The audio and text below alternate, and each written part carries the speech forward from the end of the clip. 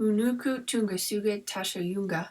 Welcome, good evening. My name is Natasha, and I am going to be doing my research on Inuit, Kuujimaya Tuganit, and custom adoptions, the conservation of Inuit traditional knowledge, community, and kinship practices, as part of Native Studies 380, the North and its Peoples at the University of Alberta.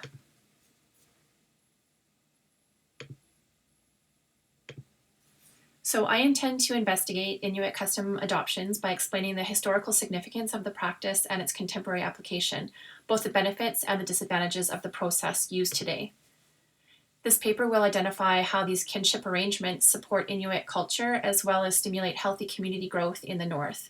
In addition, I'll attempt to identify where there are deficiencies, such as insufficient training or in-depth review of adoptive families, in the evolution of custom adoptions, and provide evidence-based solutions as an opportunity for positive change. One source I'll be accessing is a journal article, Adoption Among the Inuit, by Joan B. Silk. Silk explains how custom adoptions were a solution to the alternative of infanticide or xenocide due to the lack of provisions to maintain the number of people and dogs.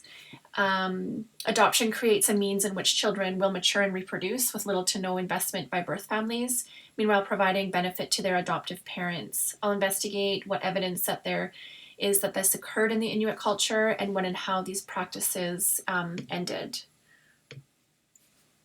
So that which Inuit have always known to be true.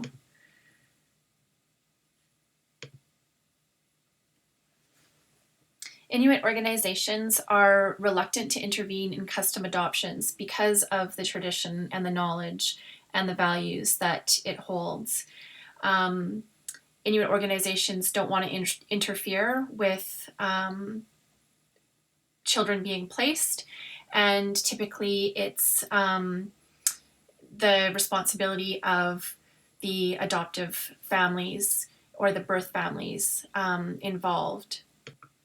The majority of adoptions are overseen by an adoption commissioner who's appointed by the Minister of Family Services, and they have the authority to make the adoption legal on paper. Adoptions protect human life and sustain the Inuit population. It's also about something bigger than just the nuclear family unit, but rather the community as a whole and community building. It's never about not wanting the child, and on the contrary, it's about integrating children into the community and their place in the Inuit society. Quantitative data is very limited, but some communities do keep adequate records, and about 93% of all adoptions today in the Inuit culture are custom adoptions handled by adoption commissioners. Today, Inuit babies are adopted by Inuit, Métis, and Dene families. In yesteryears, Inuit babies were traditionally gifted to Inuit couples that could not have children for one reason or the other, infertility or to elderly couples that perhaps needed care in the future, or to couples that had less children than the birth parents. These custom adoptions were viewed as sacred, and the children were often showered with love and affection. The process connected the families, and it was a means of kinship and to just grow the communities. Also, custom adoptions in the Arctic included children ages 12 months to 12 years old, following perhaps the death of one or both parents, and close kin would take them on as their own.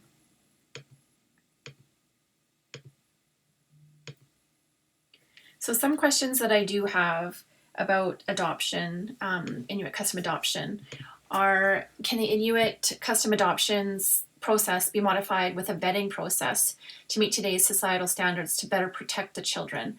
For example, support mental health, identify and modify behavior issues, prevent trauma-related sexual and domestic violence. Right now with Inuit custom adoptions, there's no vetting process in place. It can simply be the adoption commissioner is from the same community as parents that have a child that they want to give up for adoption or that are looking to adopt a child, and this commissioner will find and place children. What changes will present a win-win for both Inuit rights, Arctic sovereignty, and the Canadian legal system. So, for example, mandatory criminal record checks for adoptive parents, authority to perhaps a territorial government official who has an understanding of Indigenous customary laws in their region.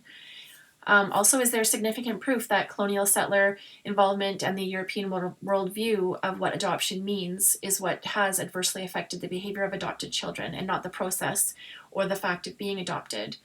It has a very different connotation in Western worldview, being adopted. It's a means of being unwanted by your birth family, perhaps, that you don't belong, you don't know your roots. Whereas in Inuit culture, it's very much the opposite.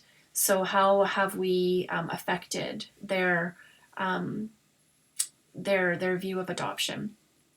Also, can there be an updated procedure to adoption that protects Inuit kinship and child rearing without damaging the rich traditions and culture of the Inuit people that they have been contented by for millennia?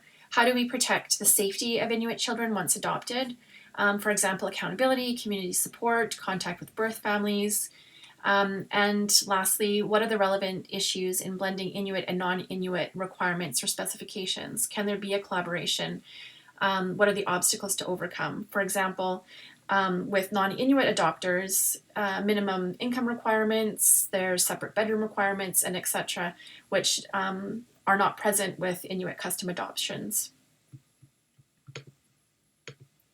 1 out of every 3 to 4 Inuit newborns are customarily adopted every year in Nunavik.